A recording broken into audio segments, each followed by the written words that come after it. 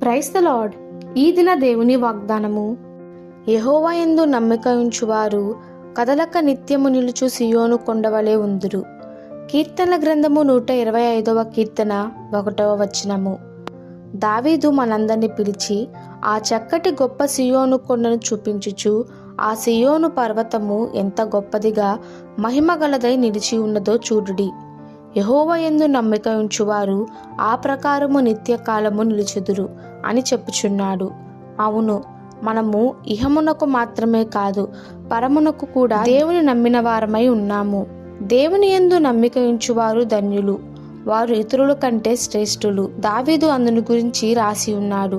సైన్యములకు అధిపతియగు యెహోవా నీ యందు నమ్మిక ఉంచువారు ధన్యులనియు, ఎవనికి యాకోబు దేవుడు సహాయకుడుగా ఉండునో, ఎవడు తన దేవుడైన యెహోవా మీద ఆశ పెట్టునో వాడు ధన్యుడు అని చెప్పుచున్నాడు.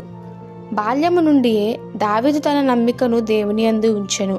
గర్భము నుండి నన్ను తీసిన వాడవు నీవే కదా, గర్భవాసి అయినది మొదలుకొని నాకు ఆధారము నీవే, నా తల్లి నన్ను కన్నది మొదలుకొని నా దేవుడవు నీవే, నా ప్రభువా యెహోవా నా రక్షణాస్పదము నీవే, బాల్యము నుండి నా ఆశ్రయము నీవే.